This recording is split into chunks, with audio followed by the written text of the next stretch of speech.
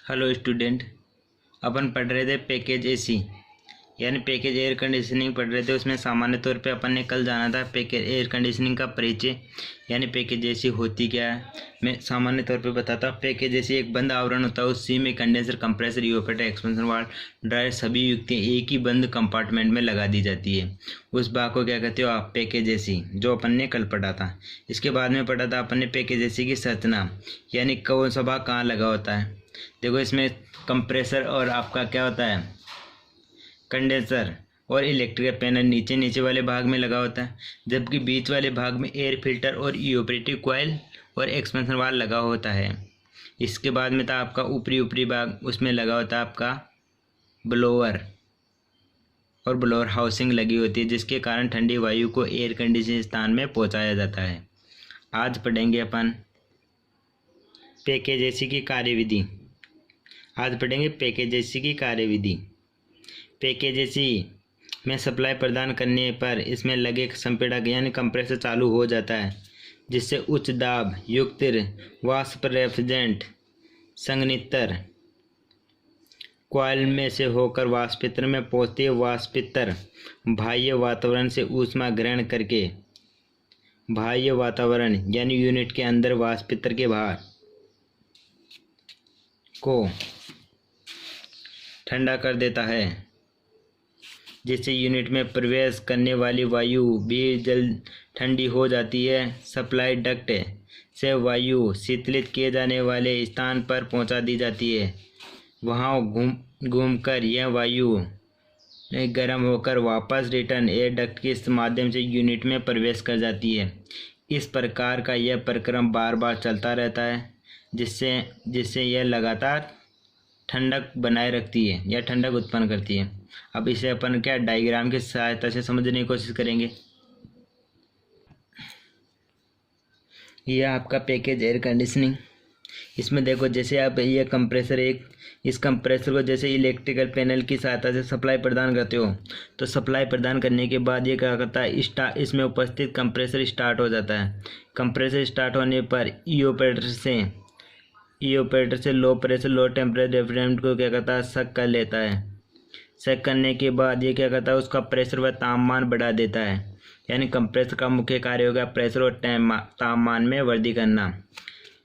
यह pressure discharge line से अधिक होने पर डिस्चार्ज लाइन में पहुंच जाता है। डिस्चार्ज लाइन में पहुंचने के बाद यहाँ पे कंडेंसर में जाता है। कंडेंसर में क्या होता है, कंडेंसर क्रिया संपन्न होती है, यानी रेफ्रिजरेंट वाष्प को द्रव्य में बदलने का कार्य संपन्न किया जाता है। द्रव्य में बदलने के बाद रेफ्रिजरेंट फिल्टर के पास पहुंच जाती है। एयर फिल्टर यानी यहाँ रेफ्रिजरेंट को शुद्ध करने का फिल्टर, रेफ्रिजरेंट को शुद्ध करने के लिए फिल्टर का उपयोग किया जाता है। और ये शुद्ध होने के बाद ये रेफ्रिजरेंट लिक्विड अवस्था में इवेपोरेटर कॉइल के पास पहुंच जाती है। इवेपोरेटर कॉइल को क्या तिरछा लगाया जाता है, जिसके कारण अधिकांश एयर इसके ऊपर से गुजरे। एयर अधिकांश इसके ऊपर से गुजरेगी तो इवेपोरेशन भी अधिक होगा। जैसे ही रिटर्न एयर यहाँ पे आती है, तो इसमें क्या होती है, इवेपोरेटर कॉइल के संपर्क में आती है। संपर्क में आने पर अपनी ऊष्मा इवेपोरेटर कॉइल में उपस्थित रेफ्रिजरेंट को दे देती है। रेफ्रिजरेंट ऊष्मा ग्रहण करके वाष्प में बदलकर कंप्रेसर में चली जाती है और हवा ठंडी होकर ब्लोअर की सहायता से आपका ये कमरा, ये मान लो आपका यहाँ पे एक कमरा था, उस कमरे में पहुँच जाती है। उसे कहते हैं, जिस डक्ट की सहायता से वायु कमरे में पहुँचती है उसे कहते हैं सप्लाई डक्ट। और सप्लाई डक्ट क्या करती है, यह वायु ठंडी होती है, ठंडी होने के कारण आपका कमरा ठंडा हो जाता है। और यहाँ पे जो गर्म वायु है वो रिटर्न डक्ट, मान लो यहाँ रिटर्न डक्ट दी, रिटर्न डक्ट की सहायता से यहाँ पे पहुँच जाएगी। यह आपकी रिटर्न डक्ट हो गई। रिटर्न डक्ट में मान लो धूल मिट्टी के कण वगैरह आते हैं, उनको रोकने के लिए यहाँ पे क्या लगाया है, एयर फिल्टर होते हैं। एयर फिल्टर उसको शुद्ध करके वापस इवेपोरेटर कॉइल के पास भेजते हैं। इस प्रकार यह प्रक्रम रेगुलर चलता रहता है।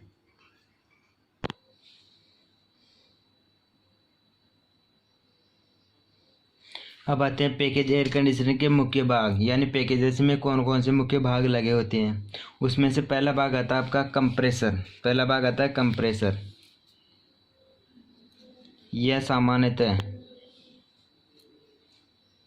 पहला भाग आएगा कंप्रेसर। यह लो प्रेशर चूषण यानी low pressure low temperature reaction को सक करके high pressure high temperature reaction में बदलने का कार्य करता है, जो मैंने कार्यविधि में बताया था। दूसरा भाग आता है कंडेंसर। यह रिएक्शन वाष्प से ऊष्मा निकालकर उसे तरल में बदलने का कार्य करते हैं।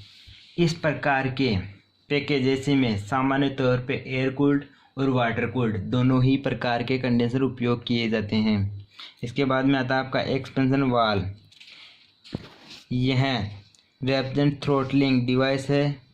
यह रेफ्रिजरेंट को इवापोरेटर में फीड करता है यानी भेजता है। यानी एक्सपेंशन वाल्व सामान्य तौर पर रेफ्रिजरेंट का प्रेशर कम करके इवापोरेटर में भेजता है, जिसके कारण उसके प्रेशर के साथ साथ टेम्परेचर भी डाउन हो जाता है और low pressure low temperature refrigerant evaporator में पहुंच जाती है। इवापोरेटर यह वाष्प यानी रिटर्न वायु से ऊष्मा को ग्रहण करता है और ग्रहण करके रेफ्रिजरेंट वाष्प में बदलकर कंप्रेसर में चली जाती है। ये हो गया इवापोरेटर का कार्य। इसके बाद में आता है आपका ब्लोअर भी। ब्लोअर इसका मुख्य भाग है।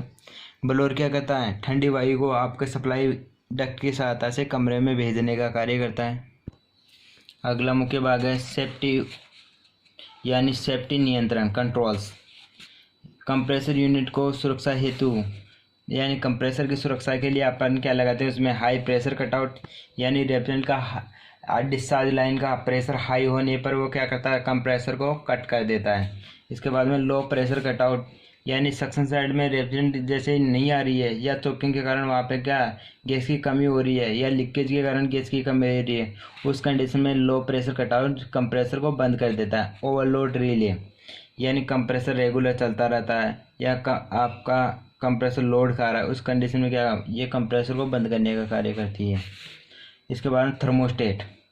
थर्मोस्टेट का कार्य हो गया मुख्यतः यह सेट किया गया तापमान आने पर आपकी कंप्रेसर को बंद करती है तथा तापमान बढ़ने पर वापस कंप्रेसर को स्टार्ट करता है। इसके बाद में आता है आपका वाटर फ्लो स्विच यानी आपका एयर वाटर कूल्ड कंडेंसर है, तो वहाँ पे क्या है? ये पानी के फ्लो को नियंत्रित करने का कार्य करता है। जैसे कंप्रेसर बंद होगा उस कंडीशन में वाटर फ्लो को भी ये स्विच बंद कर देगा। जैसे कंप्रेसर स्टार्ट होगा वाटर फ्लो को वापस स्टार्ट कर देगा। इसके बाद यूनिट को ये इसके मुख्य सुरक्षा उपकरण हो गए।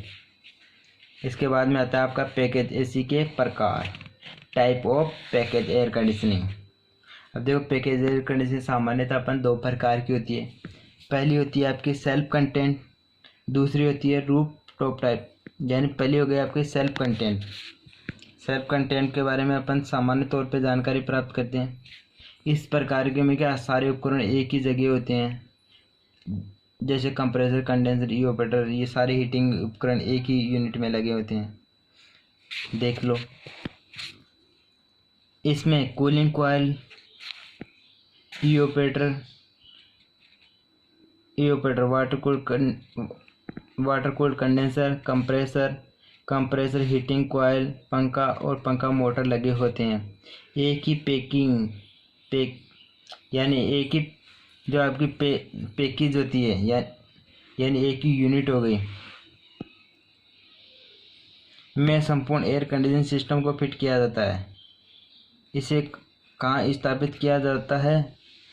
ये यानी इसको वहाँ स्थापित किया जाता है जहाँ पे आपको ठंडक प्राप्त करनी होती है।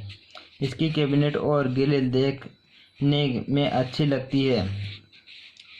इसे डक्ट के साथ या डक्ट के बिना भी प्रयोग किया जा सकता है। मान लो आपका पैकेज एयर कंडीशनिंग छोटा है, सेल्फ कंटेंट छोटा है, तो उसको क्या डक्ट के बिना भी यूज कर लो। यदि थोड़ा बड़ा यूज अधिक क्षमता का कर रहे हो तो वहाँ पे आप डक्ट भी लगाकर यूज कर सकते हो। ठंडी वायु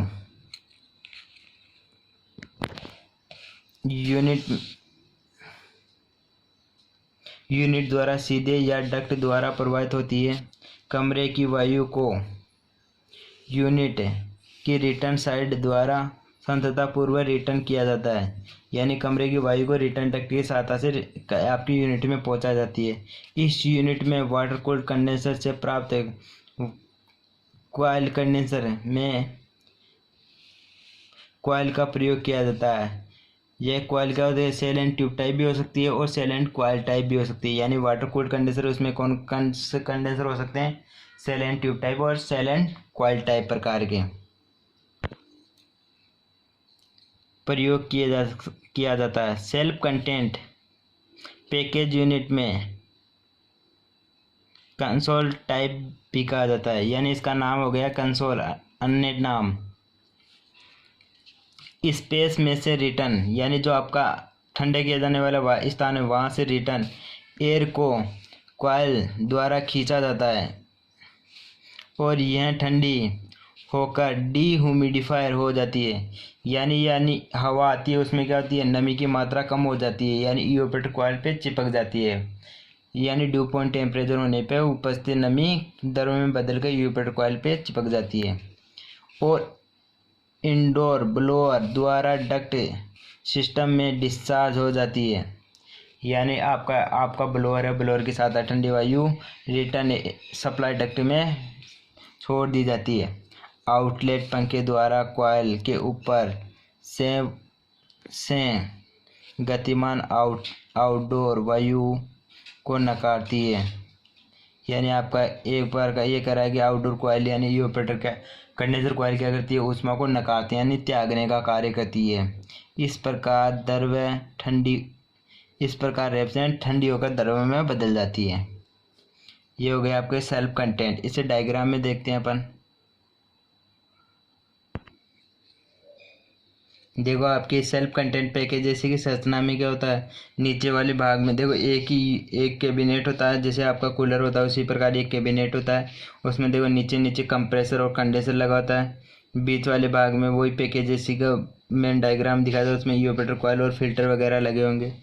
इसके बाद में ऊपर वाले भाग में ब्लोअर फैन, यानी ये क्या करता है, इवापोरेटर कॉइल से वायु को खींचता है, जिसके कारण ठंडी वायु आपकी डक्ट यूनिट तक पहुंच जाती है। और ये ऊपर लगी हुई आपकी देखो डक्ट सिस्टम है, इनसे वायु ठंडे एयर कंडीशनिंग स्थान पे पहुंच जाती है। देखो यहाँ पे एक क्वेश्चन के तौर पे एक क्वेश्चन इधर अपने को देखो, water outlet 35 degree, water inlet 30 degree. यानी इसमें वाटर कूल्ड कंडेंसर में आने वाले पानी और जाने वाले पानी का डिफरेंट कितना हो गया, 5 डिग्री सेंटीग्रेड। यानी एक क्वेश्चन आता है वाटर कूल्ड कंडेंसर में इनलेट पानी और आउटलेट के मध्य का तापमान कितना होता है, तो आपको करना वहाँ पे 5 से 8 डिग्री सेंटीग्रेड। ये हो गया आपका वाटर कूल्ड, ये हो गया आपका सेल्फ कंटेंट पैकेज ऐसी।